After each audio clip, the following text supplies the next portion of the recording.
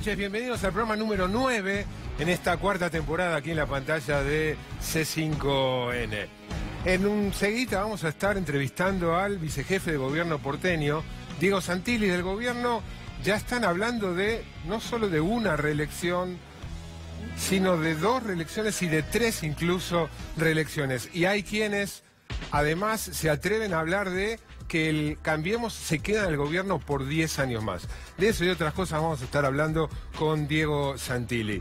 José Nathanson en su columna va a explicarnos qué hay, qué vínculo hay entre lo que pasaba hace 10 años, ayer se cumplieron 10 años de la firma de la famosa resolución 125 que disparó aquel inolvidable e histórico conflicto con las entidades agropecuarias. ¿Qué vínculo hay entre eso y el surgimiento del macrismo como gobierno? Y en el nuevo segmento que inauguramos el lunes pasado, Emanuel Álvarez Agis va a desafiar en su desafío económico la idea de que el problema de Argentina, uno de los principales problemas que tiene Argentina, es que es un país muy cerrado y que si se integra y se abre al mundo, cuántas veces el gobierno habla de abrirnos y sumarnos al mundo, se resolverán los problemas. Ese es el planteo de Manuel en el segmento del desafío económico. Pero antes quiero tomarme unos minutos para hablar de una visita que va a tener la Argentina a fin de esta semana. Se habla mucho de mujeres. Bueno, va a visitar la Argentina sin duda una de las mujeres más poderosas del mundo. Se trata de Christine Lagarde, la directora gerente, la número 1 del Fondo Monetario Internacional. Se sabe que va a tener un encuentro con el presidente, con el ministro de Hacienda, va a asistir a un seminario. Del fondo está prácticamente todo dicho. Los argentinos tenemos una enorme experiencia en planes económicos que se realizaron por instrucción o por recomendación del Fondo Monetario y sabemos de los resultados, no solo aquí, sino en varios otros países, en su gran mayoría resultados inconvenientes. Pero hoy quiero detenerme en una extrañeza, realmente en una rareza del Fondo Monetario Internacional que quiero compartir con ustedes. El Departamento de Asuntos Fiscales del Fondo Monetario Internacional, integrado por economistas de pensamiento como el Fondo Monetario Internacional, recientemente publicó un manual, una guía, para recomendarle a los países. En realidad, la guía está diseñada para las administraciones fiscales, para lo que en la Argentina sería la AFIP. Les recomienda que focalicen, que hagan mayores esfuerzos en cobrarle impuestos a los ultra ricos, a los super ricos. Lo fundamenta en 3 cuestiones elementales. Dice que cobrándole impuestos como corresponde a quienes más fortuna tienen, se va a recaudar más. Primera razón. La segunda causa es que es justo cobrarle impuestos a los que más tienen por una cuestión de equidad. Y lo tercero es que si se le cobra impuesto a los más ricos, eso ejercería como un efecto de demostración positivo para que el resto de la población, bueno, si los ricos paguen, el resto de la población también tiene que pagar, por supuesto, mucho menos. Ahora es interesante, usando esto como excusa, ver qué es lo que pasa en el mundo y en la Argentina con la riqueza, con la fortuna de los súper ricos, de esos a los cuales el Fondo Monetario Internacional, y no en una declaración, en un discurso por la galería, sino en un manual detallado, recomienda, aconseja hacer presión para cobrarles más. Vamos a ver primero qué pasa en el mundo, cuántos son los ultra ricos. El fondo dice, empecemos por aquellos que tienen un patrimonio neto, una riqueza, una fortuna de más de 30 millones de dólares. Veamos, en el mundo hay 226.450 personas con más de 30 millones de dólares. Estos son datos de una consultora que, entre otras cosas, se encarga de estos estudios de riqueza, pero fue incorporado el dato en ese manual del Fondo Monetario Internacional.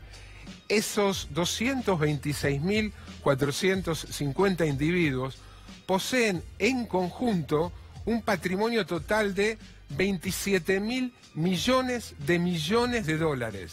Esto es 27 billones de dólares, eso es 27 millones de millones. O sea, a ese número que ves ahí hay que agregarle 6 ceros. Esto da en promedio para esas 226.000 personas unos 130, 140 millones de dólares de patrimonio en promedio para esas personas. Ahora veamos, y esto también es información de la misma consultora que el Fondo Monetario Internacional toma para fundamentar su recomendación, su consejo, cómo se estratifica. Ahora van a ver una pirámide hecha por esta consultora con datos realmente obscenos sobre riqueza en el mundo. Ahí tenemos cómo se dividen los 226.000. De 30 a 50 millones, comenzando por la franja inferior, hay 108.000, más o menos la mitad del conjunto de los ultrarricos, 108.000, tienen entre 30 a 50 millones y entre ellos reúnen una fortuna, un patrimonio de 4.1 millones de millones. A ese número tienen que agregarle 6 ceros. Todo esto está expresado en millones de dólares. Y así podemos ir subiendo en los grados de riqueza. Entre 50 y 100 millones hay 69.010 individuos. Entre 100 y 250 hay 33.650. Por supuesto, el número se va achicando a medida que vamos yendo hacia arriba.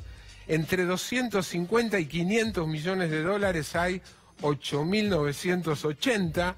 Entre 500 y 1.000 millones hay 3.803 individuos que poseen una fortuna neta de entre 500 y 1.000 millones. Y por último, en la puntita de la pirámide están los super recontra hiper ricos, casi 2.400 personas que tienen más de 1.000 millones.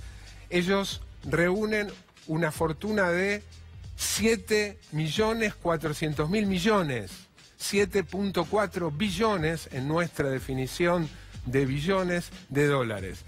Para ellos, para esos 2.400, el promedio de riqueza es de un poquito más de 3.000 millones de dólares. Semejante grado de obscenidad hace que hasta el Fondo Monetario Internacional dice, muchachos, cóbrenles más a esta gente. Te preguntarás, ¿y qué pasa en la Argentina? Vamos a ver ahora qué pasa en la Argentina con los ultra ricos. Según datos de esa misma consultora, que se llama Wealth en inglés riqueza, WealthX, hay en realidad estos datos, la última vez que publicaron datos para Argentina es de hace 3 años, hay 1.040 argentinos que tienen más de 30 millones de dólares. Y en la puntita de arriba, donde en el mundo había 2.400, en la Argentina, y estos son datos de la última publicación que acaba de hacer la revista Forbes, que permanentemente actualiza el ranking de los 1.000 millonarios, ¿no? Las personas en el mundo que tienen más de 1.000 millones de dólares. Y aparecen entre ellos 10 argentinos, con más de 1.000 millones de dólares. Paolo Roca y Gianfelice Roca, así figuran los hermanos accionistas del grupo Techint. Algunos se les escapó porque cuando se fijaron en la publicación de Forbes, argentinos aparecían 9, lo que pasa que por donde está radicada parte de la casa central de Techint, en Forbes figura como italiano, pero bueno, sabemos que es de origen argentino. Alejandro Bulgeroni, sector petrolero, Eduardo Eunequian, aeropuertos, petróleo y muchos otros bodegas y muchos otros negocios.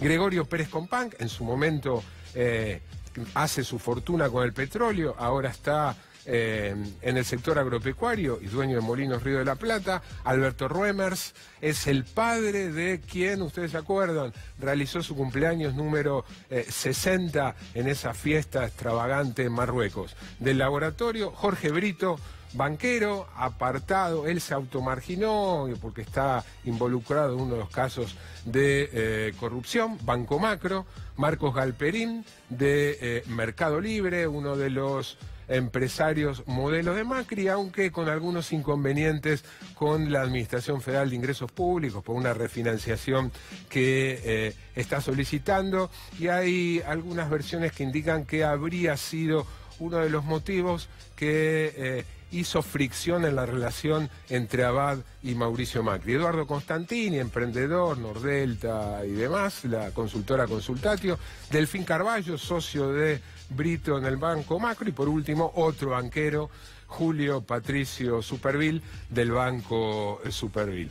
Repito, esto no es recomendación de los economistas de izquierda, kirchnerismo, no, es del Fondo Monetario Internacional.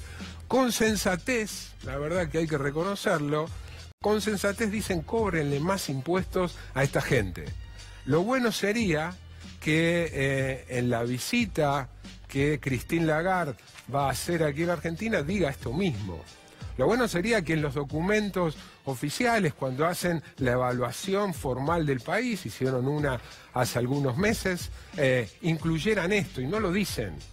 Y no lo dicen. Aparece en un documento, entre comillas, técnico del Departamento de Asuntos Fiscales del Fondo Monetario Internacional. Como decíamos, estamos con el vicejefe de gobierno porteño, Diego Santilli. Gracias por venir. ¿Qué te parece? ¿Estabas escuchando? Te veía atentamente. Estaba escuchando y viendo la pantalla, y el que más tiene más paga. Así es el mundo y así es donde tenemos que ir apuntando todo el tiempo. El tema es cuánto más, ¿no? Bueno, el tema es ver que el pago de impuestos de ganancia no interfiera con la inversión que tenemos que ir realizando, pero el que más tiene más paga, y eso es lo que tiene que ser. ¿Te sorprende esos niveles obscenos de riqueza?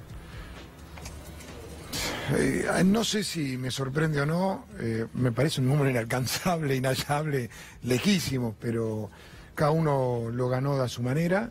Lo que sí me parece que está claro que cuanto uno más tiene es el que más tiene que pagar, ¿no? Así es la pirámide que uno tiene que tener en la sociedad.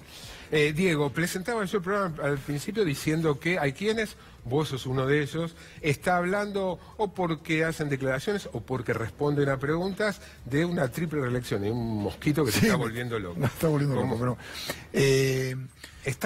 Mira, yo lo que creo es que es muy apresurado empezar a hablar de reelecciones o de nuevos mandatos. Me parece que hay un periodo que es este año, que es un periodo donde no hay elecciones, donde tenemos que fortalecer toda la tarea de gestión, de resolver un montón de temas, y que en todo caso el año que viene será el año de ir avanzando hacia las diferentes alternativas electorales. A mí cuando me lo preguntaron dije, por supuesto que yo me gustaría que tanto Horacio como María Eugenia como Mauricio sean los que continúen liderando, pero me parece que es muy apresurado hoy salir a plantear el tema de reelecciones. Si vos pensás en el caso de nosotros en la Ciudad de Buenos Aires con Horacio, nosotros tenemos la cabeza puesta con Horacio, sin ir más lejos, hasta las 9:05 estuvimos en reunión de gestión, tratando de resolver toda la temática de temas que tenemos para mayo, junio del año que viene.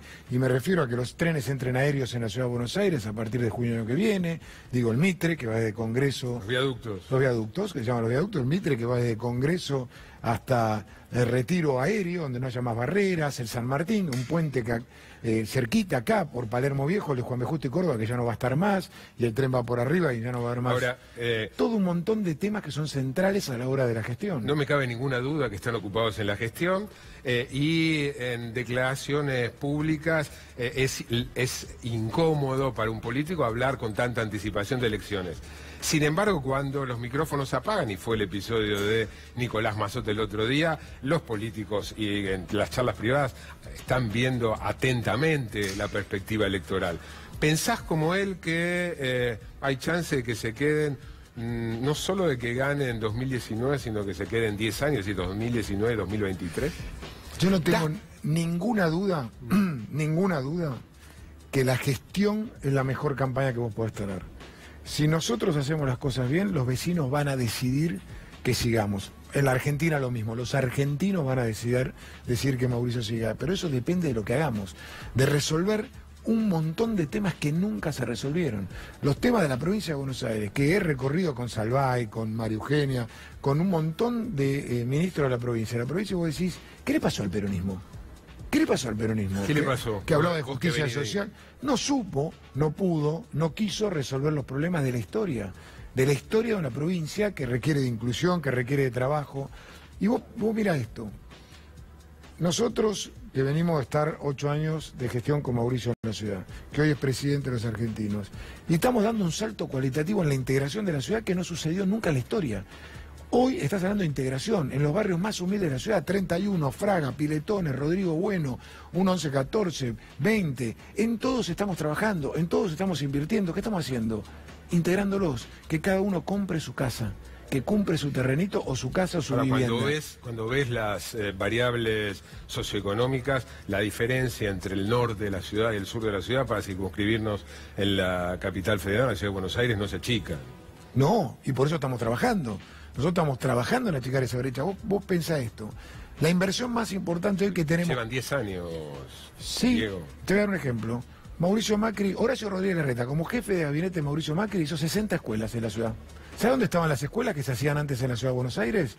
En el norte. ¿Dónde está el faltante de vacantes? En el sur. ¿Dónde las construimos? En el sur. ¿Qué está haciendo Horacio Rodríguez Larreta ahora como jefe de gobierno y el que te habla? Estamos construyendo 52 escuelas de acá a fin del 2019. 30 de ellas para los chicos de 3 años, que es uno de los temas que plantean los padres y las mamás en la ciudad de Buenos Aires. Mi hijo de 3, mi hijo de 2. Vamos a hacer la primera provincia que nos ponemos a... ¿Dónde la estamos construyendo? En el sur de la ciudad de Buenos Aires. ¿Dónde falta? ¿Dónde estamos construyendo la historia? 50 escuelas en el 52. sur. ¿Escuelas o aulas? No, escuelas. Escuelas que van. Polo Educativo Matadero, donde tenés inicial, primaria y secundaria. Entonces ahí tenés 3 escuelas. Polo Educativo Matadero tiene inicial, es una escuela, primaria, otra escuela, secundaria, otra escuela. 52, con un polideportivo en el medio. Planteos que han hecho los vecinos durante años el Polo Educativo Matadero. 52 estamos haciendo. Entonces, mayoritariamente, 30 de esas están en el sur de la ciudad de Buenos Aires. ¿Por qué? Porque es donde hay la mayor necesidad de vacancias. Villa Olímpica, 1.400 viviendas van a ser. Hoy 5.000 atletas en octubre, este año 5.000 atletas van a venir a participar de las Olimpiadas. El Parque Olímpico, estamos dándole vida al sur de la ciudad de Buenos Aires, invirtiendo. Entonces, ahora necesitamos que nos acompañe el sector privado. Necesitamos que atrás del Estado, que viene con infraestructura, desarrollo, inversión, venga el sector privado. Hay una demostración de que sí, pero que requiere mucho más de esfuerzo nuestro. Te voy a dar un ejemplo. Parque Patricios. Era un polo de freteros, camioneros y expresos hace tan solo 7 años. Hoy es el distrito tecnológico por excelencia de Latinoamérica. 270 empresas de tecnología, 14.000 puestos de trabajo, llegó el subte, llegó el Estado, nos fuimos nosotros, empujamos y el sector privado llegó. Lo mismo estamos haciendo para la Comuna 8 y 4 de nuestra ciudad. O sea que el Estado es fundamental para inducir el crecimiento. Central, es lo que hicimos durante estos años en la ciudad. Te invito, lo decía al comienzo del programa, a compartir con José establecer un vínculo entre lo que pasaba hace 10 años y el crecimiento de ustedes como Fuerza Nacional. Pero antes, para ponernos en clima, en su momento, allá por 2008, en el programa que teníamos con Ernesto, Palabras Más, Palabras Menos, cuando se cumplían 100 días del estallido del conflicto por la 125, con la extraordinaria colaboración y participación de Lalo Mir, armamos este videíto. Vamos a ver una primera parte de 100 días sin respirar y sin soplar. Los últimos 100 días de la Argentina sin respirar, ahí va.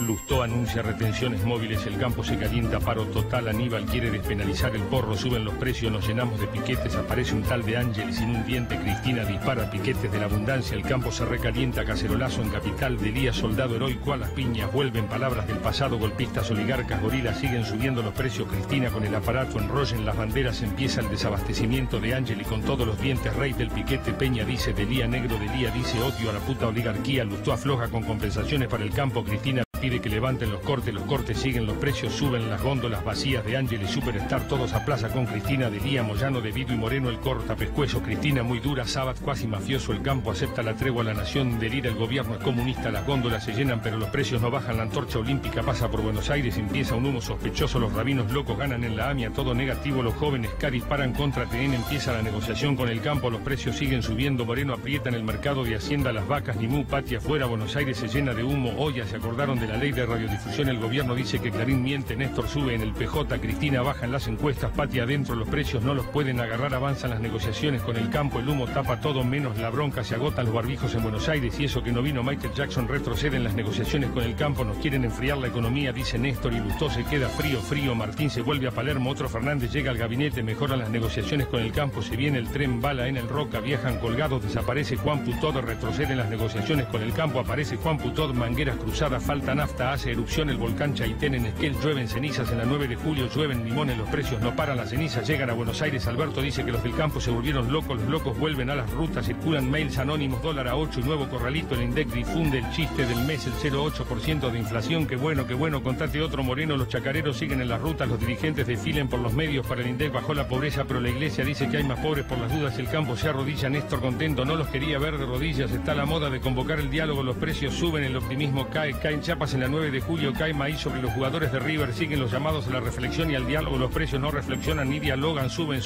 Néstor asume la presidencia del PJ, Cristina asume que tiene que dialogar, pero quiere que se callen los de la corneta, el campo recapacita y vuelve a la cancha, Alberto tira la pelota afuera, los dirigentes quieren acampar en economía, quien duerme en la carpa con Míguez, por las dudas los precios siguen subiendo, empieza el frío, en las escuelas porteñas no hay gas, che, cuando asume Macri, 2 países, 25 de mayo, el kirchnerismo salta la oposición, rezan Rosario, Van Bloomberg, Castel, Carrió y otras 299.997 personas, y pegue, Bussi, el gobierno se calienta y corta el diálogo, el PSOE se recalienta y lo llama, goreros y golpistas, el campo se recontra calienta y vuelve el paro, los precios se recontra super calientan y vuelven a aumentar con tanta calentura, vuelve la quema de pasto, habla debido para combatir a los tibios, empieza con los cortes del gas, Néstor se mete en Racing, la academia en promoción, el gobierno en descenso, los Fernández anuncian nuevas medidas, es un enchastro, dice De Ángel y vuelve a aplicar la ruta, los chupa Néstor hacen cola en el PJ para apoyar al gobierno, Néstor le pide paciencia oriental, la prefectura mete presos a los dirigentes rurales, salir del oriental, Margarita toca el piano, la justicia desafina, olla, se olvidaron de la ley de radiodifusión, se casan Wanda Nara y Maxi López, se separan Estergoris y Rodríguez, A. De Ángel y confiesa en la ruta, voy a 160, luchemos por la vida, le hace un contrato, lloren chicos, lloren, Carrillo llora con Grondona, Cristina llora en Italia, Boca llora en el Maracaná con tanta lágrima, el dólar se deprime y baja,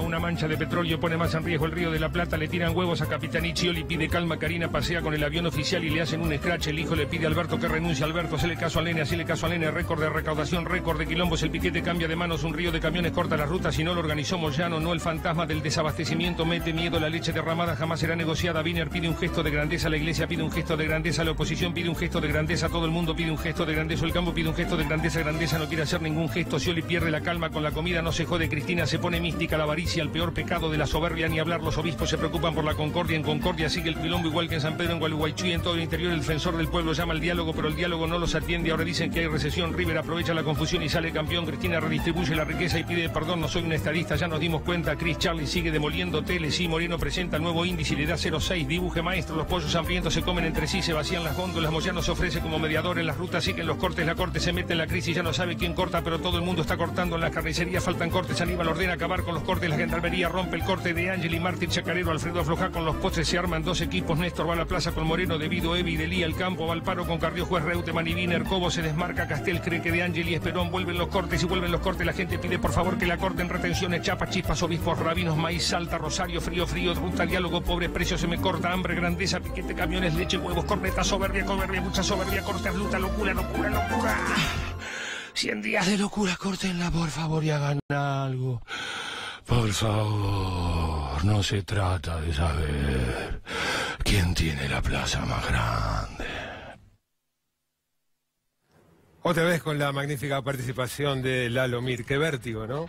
Se dijo, se escribió, se analizó mucho que después de esa derrota del kirchnerismo con el voto no positivo de Julio Cobos, el kirchnerismo con Cristina presidenta se reconstruye, empieza una nueva etapa que culmina con el 54% del triunfo en el 2011. Sin embargo, hay otra lectura posible de cuáles fueron las consecuencias de ese conflicto que acabamos de recibir. Muy buenas noches, José Natanson. ¿Qué tal, Marcelo? Buenas noches. Efectivamente, se cumplieron ayer 10 años de que el ministro de Economía en ese momento, Martín Lustó, hoy aliado del macrismo, lo que son las cosas, y el jefe de gabinete en ese momento, Alberto Fernández, firmaron la resolución 125 del Ministerio de Economía que dio inicio al conflicto del campo que duró 128 días exactamente. Dicho sea de paso, déjame una interrupción, da la casualidad que ayer se cumplieron 10 años 10 meses, 10 años de la 125. y se cumplieron 45 años del triunfo de Cámpora. De Cámpora, efectivamente. 11 de marzo. Efectivamente. En su momento no sé si se había relacionado no, ese 11 de marzo con aquel 11 de marzo. No, yo no recuerdo que se haya hecho la conexión en ese momento.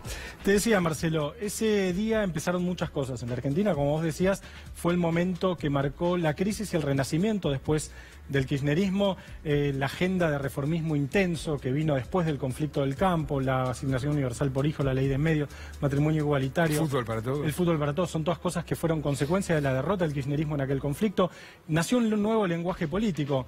Corpo, mañeto, glifosato, destituyente, crispación, grieta, son palabras que surgieron ahí, y fue el momento en el cual el macrismo, que había nacido efectivamente, o que había tenido su origen en la crisis del 2001, que después había llegado al gobierno de la ciudad hacía poquito tiempo, del 2007, empezó a captar, digamos, una minoría intensa antikirchnerista que tuvo su origen en el conflicto del campo. El conflicto del campo, la identidad antikirchnerista, como dijimos algunas veces en este programa, yo creo que es la identidad política más fuerte en la Argentina hoy. No hay identidad política más fuerte que el antikirchnerismo. Por la negativa, una identidad por la negativa. Más que el peronismo, más que el macrismo, más que el peronismo, yo diría. Creo que sí, el antikirchnerismo es la identidad política más intensa de la Argentina hoy. Bueno, la minoría intensa antikirchnerista nace en el conflicto del campo. Vamos a ver una primera placa que muestra una cuestión que es bastante gráfica, me parece, que es que los partidos políticos en la Argentina muchas veces nacen, Marcelo, como producto de movilizaciones en la calle. El peronismo nació el 17 de octubre, el radicalismo es consecuencia de 2 o 3 revoluciones, la revolución del Parque por lo menos. El macrismo tiene un origen, o el macrismo tal como lo conocemos hoy, tiene un origen más modesto, que es las movilizaciones del conflicto del campo. Sí, alguien del 2008, alguien decía que está por aquí en el estudio que en realidad el macrismo nace con Bianchi.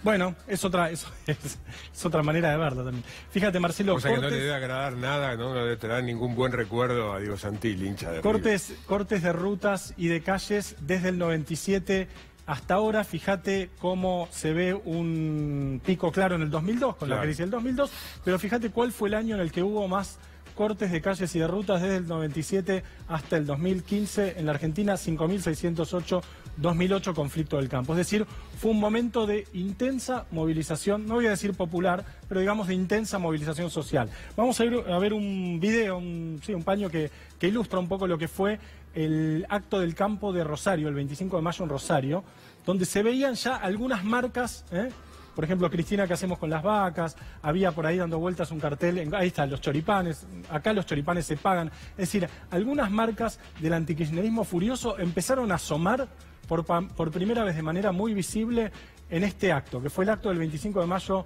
del 2008 en el campo, donde hablaron de Ángelis, habló el presidente de la Federación Agraria en ese momento, Eduardo Bussi, y demás. Ahí cuando se paseó la esposa de Míguez, ¿no? Ataviada con botas camperas. Sí, vestida para la ocasión, digamos. De aristocracia. De aristocracia latifundista, iba a decir.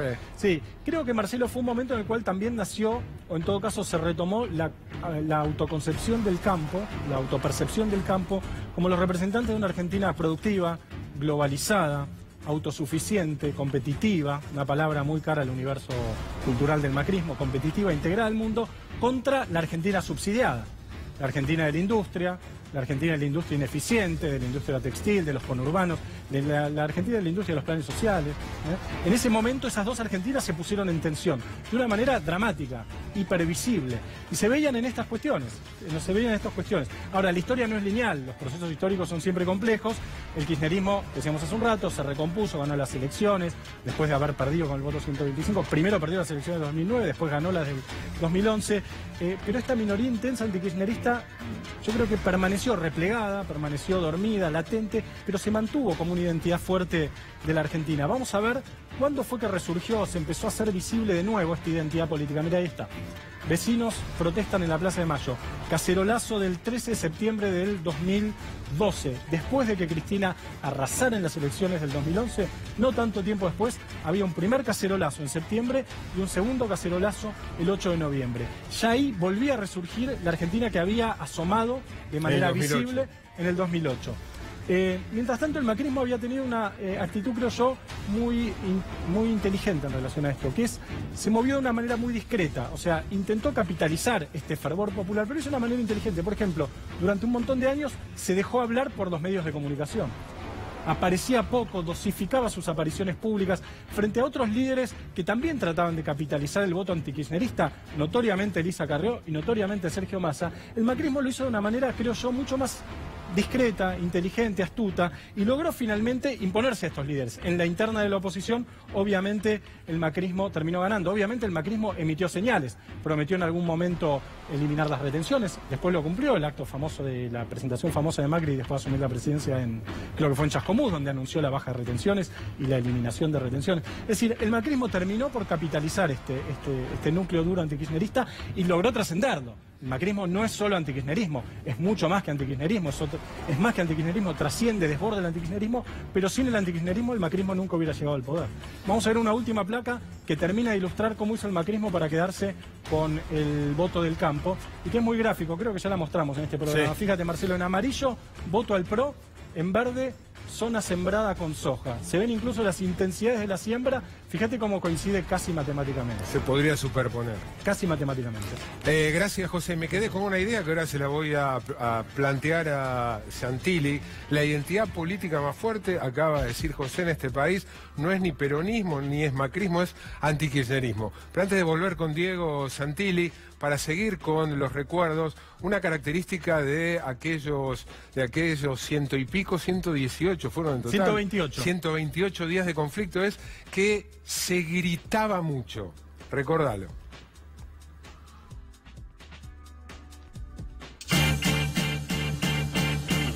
El martes empiezan las acciones, señores. No me grites más. No me grites más. No me grites más. Eso es lo que tenemos que hacer. 1 millón de trabajadores. Ni un solo centímetro de la calle pueda llevar. No me grites más. No haga enfrentar al pueblo todos los días en todo el país. Que vayan a la mesa del diálogo y dejar atrás la capacidad manifestándonos para que un humilde compañero.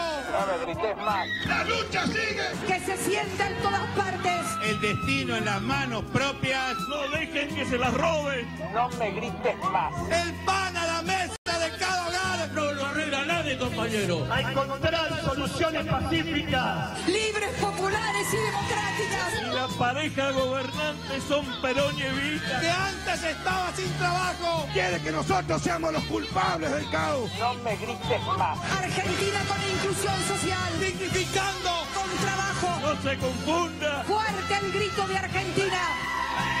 No me grites más. ¿No? Energía, qué tiempo mal gastado para no encontrar una visión de futuro, cómo sacar el país adelante. La verdad, primero casi me angustio con lo de Lalo, que me parece un extraordinario hombre, no puedo creer, me agarró como una angustia de tanto bronca, odio, mentira, un montón de acumulación de frustraciones también, diría. Y por otro lado, mirá si toda esa energía estuviera puesta, más allá de que podemos pensar distinto, diferente, tener visiones distintas, puestas al servicio de una sociedad que quiere salir para adelante, que quiere generar trabajo, que quiere bajar la cantidad de pobres que tiene en su sociedad, que quiere integrar, que quiere incluir. Mirá si estuviera puesta en eso. José decía que eso que pasó, ese conflicto, fue, no sé si determinante, pero muy importante en la llegada de ustedes a la presidencia de la Nación. ¿En algún punto coincidís? Mira, yo creo que Mauricio es un desarrollista y siempre se plantó como un desarrollista. Y toda su visión era cómo nosotros somos distintos y juntamos a un país que se está dividiendo, que se está peleando, para sacarlo adelante. Desde el primer momento entró de esa manera. Y fíjate que él, cuando era jefe de gobierno, le pedía entrevistas al presidente, a la presidenta, le pedía reuniones, pedía juntarse para resolver un montón de temas que se están resolviendo ahora. El Paseo del Bajo, la Plaza Colón, los temas que eran importantes a la ciudad y a la nación, integrar esa autopista Buenos Aires-La Plata con la autopista Ilia, por donde pasan 14.100 camiones todos los días que van al puerto, sigue siendo el principal puerto de la Argentina de contenedores. No había forma de sentarse, porque uno pensaba de una manera y otro de otra, un disparate. Eso fue hasta el 2015. Diego, te puedo reconocer muchas otras cosas del gobierno, pero no que el gobierno haya colaborado o haya hecho, el gobierno de Macri, ¿no? A eso que fue uno de los 3 promesas, compromisos de campaña, que fue unir a los argentinos. Yo creo que sí, yo creo que lo está haciendo. El tema es que es muy difícil ver resultados a los 2 primeros años, de dónde venimos. A mí no me gusta hablar de la herencia y me parece que es un paso que hay que mirar hacia adelante. Pero venimos de una desunión muy fuerte, venimos de una pobreza que no se medía, ni siquiera se intentaba, se engañaba, se barría bajo la alfombra. La mejor manera de poder cambiar es entender que tenés un problema. Si no podés tener indicadores... Pero me estoy focalizando en la división de los argentinos, lo que conocemos como la grieta, ¿no? No ha cambiado eso y no veo por parte del gobierno. Es más, muchas veces parece que el gobierno aprovecha eso porque le resulta funcional para las elecciones. Son muchos años de divisiones profundas, de amigos o enemigos, que me parece que era lo malo, digamos. Eso es el extremo. Una cosa es ser adversarios, una cosa es pensar distinto. Entonces a un adversario lo tenés que convencer con tus ideas, y en todo caso ganarle con tus ideas en una propuesta, pero no tratarlo de enemigo, ¿no? Y ahí es donde se produjo una división. Nosotros no creemos de esa manera, nosotros escuchamos, ponemos los temas arriba de la mesa, los debatimos, podemos pensar distinto, pero los ponemos arriba de la mesa, los discutimos, la gente debate, discute, y por ahí hay un montón de temas que aprendemos, que hay... ¿Cómo gobernamos nosotros en la Ciudad de Buenos Aires? Reuniones de vecinos, cercanía. Escuchamos a los vecinos, por ahí hay posiciones que nosotros tenemos que no... Che, hay una duda, fíjate, la corregimos, y no nos da ningún... ¿Viste? No se nos caen los anillos. Acerca de esa afirmación, la identidad política más fuerte hoy no es ni peronismo, ni oficialismo, ni macrismo, sino anti-kirchnerismo, ¿coincidís? No, yo no creo. Yo primero no lo veo de esa manera y tampoco me permito pensarlo de esa manera, porque entonces es renunciar a los valores que nosotros vinimos a buscar, renunciar a ese cambio en la Ciudad de Buenos Aires que hoy... Estamos llevando adelante la transformación más importante de los últimos 50 años. La podemos hacer porque no pensamos de esa manera. Y si Mauricio llegó a la presidencia, llegó no pensando de esa manera, pensando en cómo dijo, yo quiero que me evalúen por bajar la pobreza en mi país. Y está trabajando en esa línea. Yo quiero que me evalúen por un montón de temas de integración, de inclusión, de poder ver a los argentinos crecer, desarrollarse y poder cumplir sus sueños. Eso te pone directamente del otro lado de la visión de anti. Nosotros no somos anti, filosofía, no sabemos ser anti. No sabemos, no es nuestra forma. Te llevas muy bien, ¿no? O por lo menos ella habla siempre muy bien de vos, me estoy refiriendo a Elisa Carrió. ¿Te llevas bien con ella? Me llevo bien. ¿Considerás que ella colabora a la unión de los argentinos, a de alguna manera reparar ese quiebre que hubo con sus tipos? Yo creo que sí. Sí. Creo que hace un esfuerzo importante para unir a los argentinos, hizo un esfuerzo muy grande para armar Cambiemos. Recordemos que nosotros somos un espacio para irnos a remontar la historia, Compromiso para el Cambio, PRO, Cambiemos. Somos un espacio que creció, que evolucionó, que se integró, que siguió ampliando sus fronteras. Y Lilita fue una de las fundadoras, una de las que ayudó a esa unión entre Mauricio Macri, el radicalismo en ese entonces Ernesto Sanz y ella misma. No cabe ninguna duda de eso. Pero las cosas que dice de Moyano, de Cristina, del kirchnerismo, no parecen contribuir mucho a tranquilizar los ánimos. Había un amigo mío que cuando cocinaba decía, a veces para hacer una tortilla hay que romper algunos huevos, ¿no? Y Lilita expresa siempre en el tema fundacional de los valores y de las cosas que hay que cambiar. Y a veces uno necesita en la vida a alguien que le marque un norte importante, que le ayude a marcar ese norte en su liderazgo. Y Lilita a veces representa eso. Obviamente tenemos diversidad, diferencias en un montón de cuestiones, en visiones de abordaje, en formas de expresión, pero la cuestión de fondo es el valor de fondo que tiene Lilita.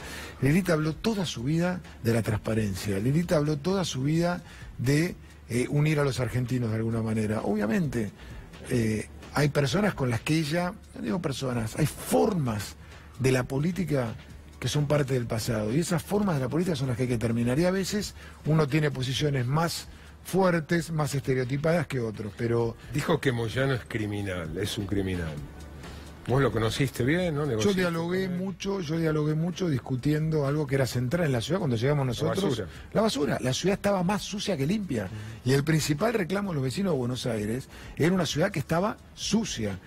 Nosotros la cambiamos mucho. ¿Está todo limpia que tendría que estar? No. Pero la cambiamos sustancialmente. Y eso me llevó a tener un diálogo. Un diálogo de búsqueda de productividad, un diálogo de búsqueda de un montón de temas que hoy nos hacen que el costo de la basura sea más barata en la ciudad, como consecuencia del nuevo convenio colectivo de trabajo. Y cuando la escuchás a ella decir, acusarlo de criminal... La escuché y el otro día lo comentó, lo planteó desde otro punto de vista, con el tema de los medicamentos, una persona que está dispuesta a vender medicamentos y me parece que engloba a un sector del sindicalismo. Yo creo que lo plantea desde ese punto de vista. Y eso fue lo que dijo el otro día. Nicolás Massot dijo el otro día que a los 6, dentro de 6 o dentro de 10 o cuando fuera, va a volver un peronismo reciclado. ¿Cómo lo imaginas?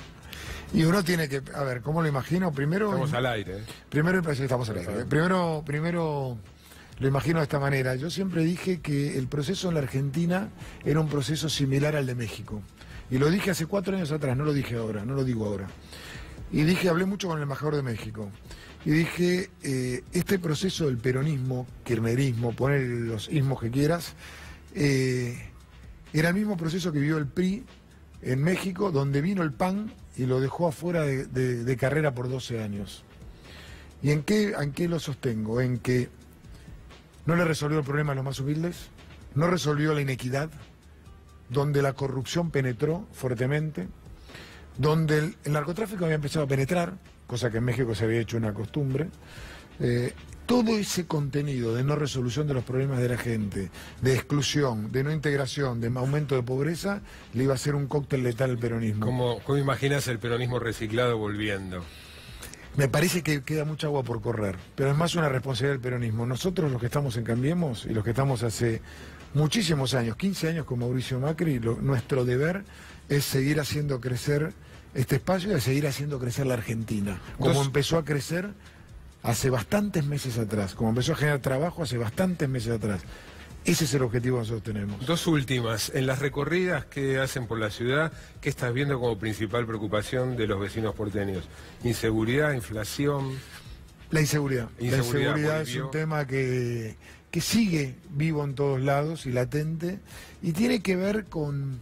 Mira, el otro día lo hablaba con una vecina que me preguntaba por los senderos seguros. ¿Qué son los senderos seguros que empieza a haber? Empezaron las clases y pusimos senderos seguros en toda la ciudad.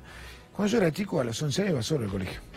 Me acuerdo de ir caminando desde Palermo hasta mi colegio en Las Heras Agüero. 15 cuadras, 12 años, iba solo al colegio. Hoy te daría un poquito de cosa que tu hijo vaya solo al colegio a los 12 años. Están los papás, vamos los papás, está la entrada del colegio, etcétera. Tenemos que recuperar esos valores. Tenemos que recuperar el valor de poder vivir en paz, de caminar por la calle y poder hablar por teléfono sin tener miedo a que te lo sustraigan. Y eso, por eso hemos presentado un plan integral con Horacio, que es una de las temáticas más importantes que hemos abordado en la gestión con Horacio. La última, despenalización del aborto, si tuvieras que votar. Yo dije que estoy a favor de la vida, pero también reconozco, Marcelo, que la apertura de este debate, de diálogo, me está haciendo ver cosas que tal vez no las había visto, no las había entendido. Abre mucho la cabeza, este debate abre mucho la cabeza, me parece muy positivo a mí. ¿Dudarías? ¿Estarías dudando por tu voto? No lo sé, pero sí tengo claro que mi cabeza se abre a pasos agigantados mirando lo que pasa en el mundo, la realidad de muchas mujeres, un montón de problemas que no están resueltos. Que eso no significa que tengan que optar o no por el aborto. Digo, que abre un debate distinto. No lo sé hoy. ¿Te va a cargar mucho Mauricio el miércoles? Espero poder cargarlo yo a él. ¿Se cargan? Sí, nos cargamos con respeto, ¿Quién es más denso? Y él tiene un poquito más de autoridad, pero yo me defiendo, me la banco.